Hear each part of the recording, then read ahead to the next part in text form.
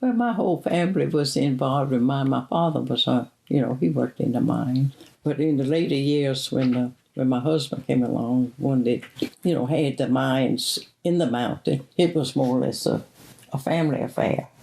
And that was hard work, too, working in the mines. The voice you just heard was Esther Jones, recorded by Virginia Tech. Esther was born in the year 1920, just shy of 60 years after the Emancipation Proclamation, and 2 years after the First World War.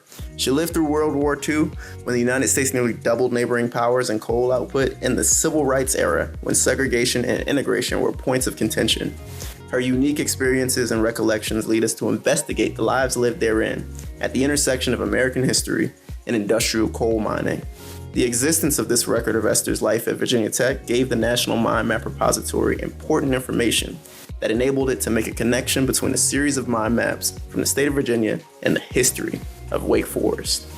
The contents of this podcast are for informational purposes only and should not be interpreted as endorsement of any product, service, or enterprise.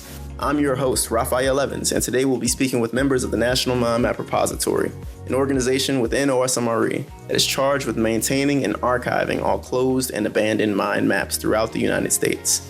The NMMR assists both private and public sectors in evaluation of map-related data for economic valuation, risk assessment, industrial and commercial development, highway construction, and the preservation of public health, safety, and welfare. Essentially, their collection of mine maps is used to identify what's underfoot so that those with plans to move earth to reclaim or build know where potential issues may occur. Sometimes, the NMMR staff work on projects that have limited data, making it more challenging to identify the surrounding area and understand what took place on a mine map.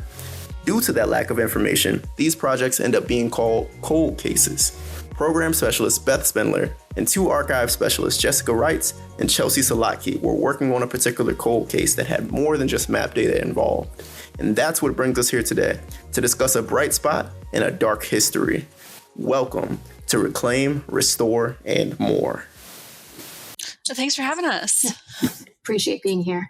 So now that we've prefaced the conversation, Beth, why don't you give me a little bit more insight about the lay of the land? And Chelsea, I'd like to get you to chime in on why this story was so important and why the National Mine Map Repository didn't give up on this cold case. So we were working on a project to update and improve the data for a series of mine maps from the state of Virginia. And if you're not familiar with the geology and economic history of Virginia, it has some very major bituminous coal mining fields in the western portion of the state. But in the course of doing this project, I came across a map from a portion of the state that at the time I was unfamiliar even had coal mining. And this is in what's known as the Valley Coal Field in Montgomery County, which is a bit further east along the New River. And this was a very small coal field of anthracite and semi-anthracite coal, which is a different form of coal. And due to its geologic history, is actually much harder to locate using the traditional means we use to locate mine maps, which is often looking at the stratigraphy and correlating that to the surface topography. Chelsea probably can tell you more about this as a geologist, but in anthracite beds, the coal seams are often folded or steeply angled, and it's not as clear to just look down at the surface to see exactly where the coal mine is based on how it looks underground. It may look very different from the surface. We are in the areas of McCoy, Virginia, Wake Forest, Virginia, and Montgomery County, Virginia. So this area of anthracite coal vein is about 100 miles east of the typical bituminous coal beds in Virginia. And anthracite is really special, especially to stumble upon it this way, because it is more lucrative and a more expensive form of coal than that bituminous coal.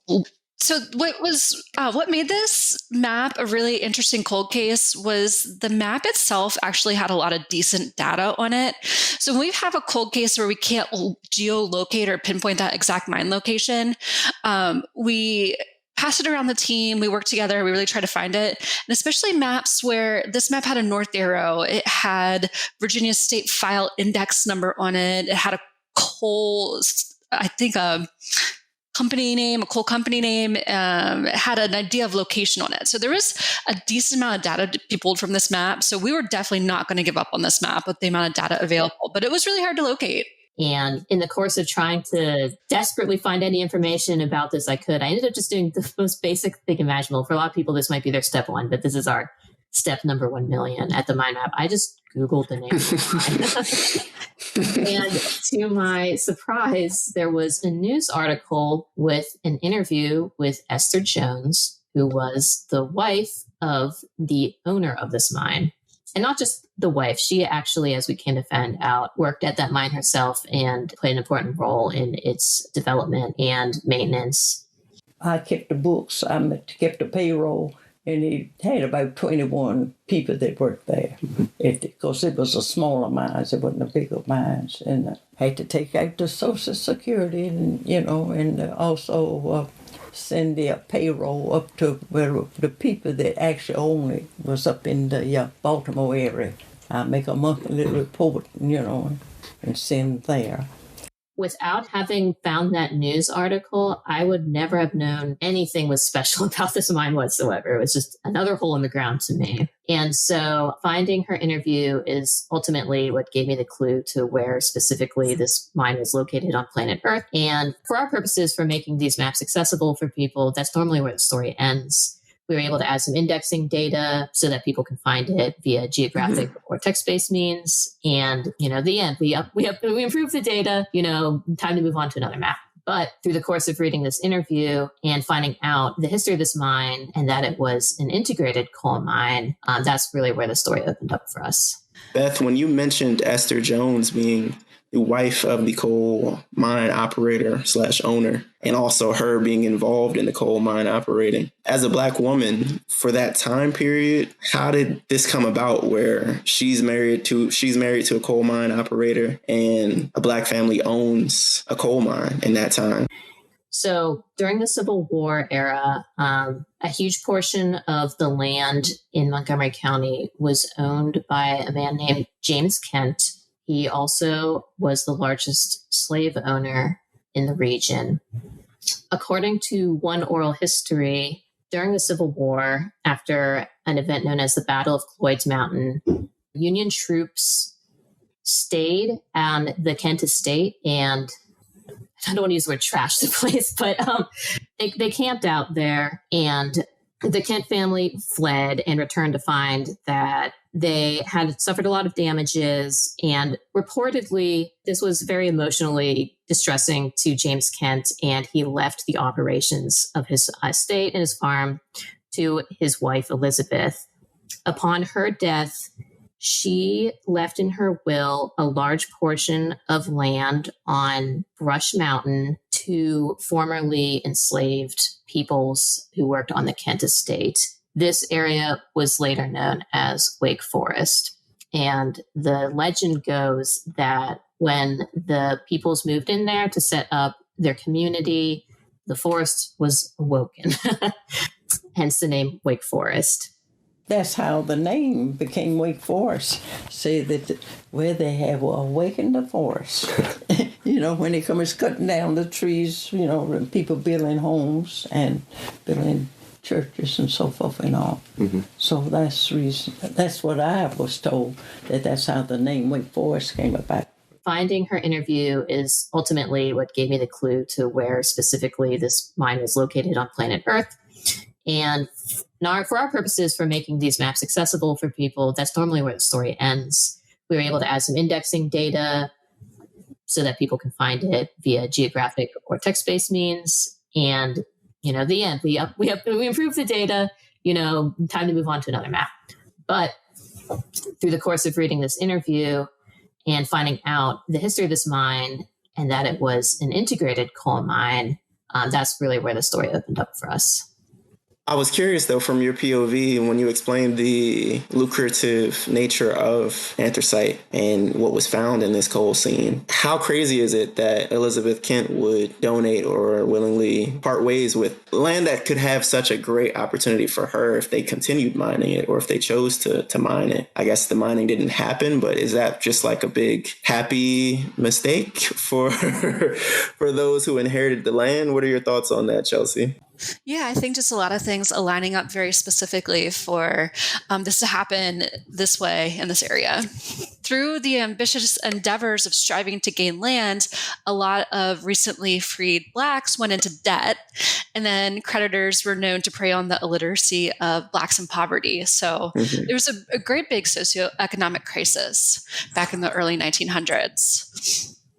So we've talked a lot about the data, Wake Forest and Esther Jones, and in a roundabout way we've talked about the mine in question that sent us down this rabbit hole, but I intentionally left out its name to leave room for us to discuss the surrounding details. The mine seated in the Valley Coalfield, operated by Howard and Esther Jones, is called the Jones-Keister Coal Mine, which prompts the question, why the hyphenation?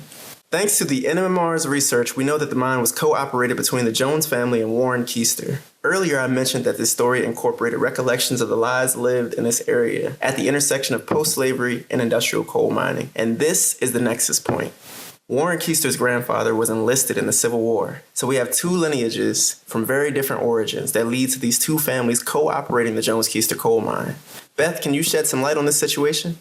Most likely, Warren's grandfather was a man named Benjamin Keister, who mustered into the same regiment that fought at the Battle of Cloyd's Mountain back in the 1860s. I'm not completely sure his grandfather was there. There's a chance he mustered out before actually fighting, but it still makes an interesting full circle of events to go from fighting to preserve human bondage to working side by side with the person who was formerly enslaved. And the best I can understand is based on the words from these oral histories and other interviews is that the economic opportunities afforded by coal mining just smoothed over some of those other socioeconomic disparities and smoothed over, I guess, the racial tensions because they were all in it together. The labor mining and unionization history of the coal mines there apparently played a big role in ensuring that Blacks and whites received essentially equal pay. And I think anyone who has worked in a highly dangerous industry can tell you that it forms strong bonds of camaraderie when your life is in the hands of the person you're working next to. And when you're down in the mine, I think it makes some of those superficial differences disappear when it doesn't matter the skin color or the ethnic origins or the immigration status or anything else about the person you're working with. They just, you both want to come out alive at the end of the day. I actually have a quote for you that may be of interest from another Black coal miner named Oscar Sherman. He gave an interview with the Roanoke Times where he said, when you got that coal dust on you, you couldn't tell who was Black or white. So in some ways, there was a very literal element of, it didn't matter who was next to you because you were all just down there in the dark and the dust. You were just a human. When it comes to coal mining and its history and Black history and how they intersect, I think that's an incredibly beautiful way to look at it, that when laboring and toiling over something, some of our natural biases could dissolve and fade away. Well, I was going to say, I don't mean to suggest that there was no such thing as racial strife or racial tension. It was still an era of desegregation, but I found it very interesting when reading the interviews. The way pay scales worked in the mines back in that day was essentially you loaded a cart full of coal, and that's how much you get paid per car. So there's less room for discrimination there. That doesn't mean there's no room for discrimination. In another interview with a former Black coal miner, he did point out that there were cases where whites got preferential choice over which part of the mines they would work in. So, a richer part of the vein, the more productive headings, that was called when you drive the tunnels in, that's what's known as a heading, were often preferentially given to white people.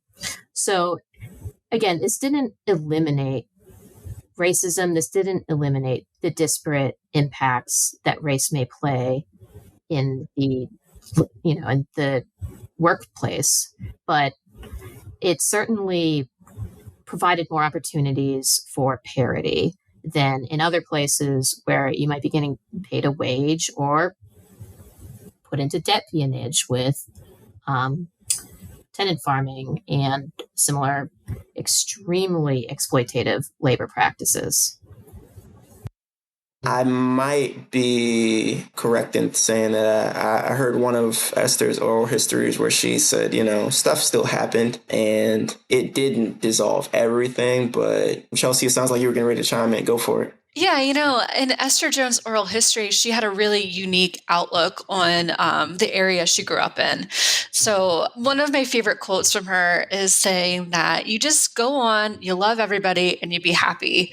But she grew up alongside white members of her community belonging to the same church as her, and they were able to go in town and shop peacefully. So her view on this is really skewed by how special this area is, and that could absolutely have been from the Big Vein coal mine and Superior Anthracite Company paying similar wages in the mines before the war. So big implication there. They would mention it, but we never dwelled on that too much because my neighbors, when I lived back, in the mountain where I was, my home, where my home, they were all white.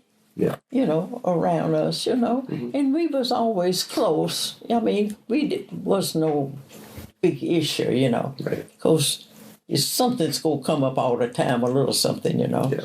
But they worked together, the mines together, and then we were always together, so it wasn't too much of that. But I think when they kind of went into the Army, I've heard some of them say that they're kind of making a difference, and all. But I always was taught that people were people. We didn't choose who we were going to be. So why make an issue of it? Just go on and love everybody and be happy.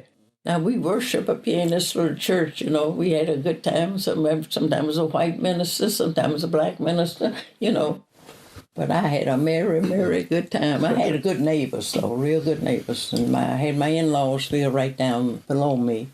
And we were just always have been in this area, we were close-knit people. If you don't mind me adding, we're also outsiders looking in.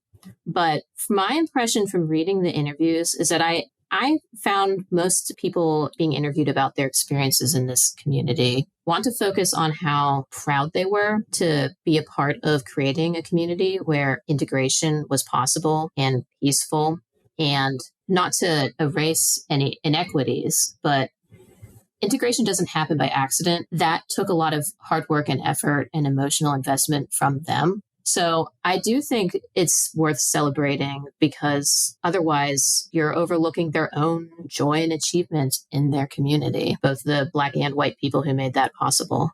This is probably a very unique case when people could have less tense interactions, but I do think that, unique or not, there's room for us to celebrate the bright, spot that it is.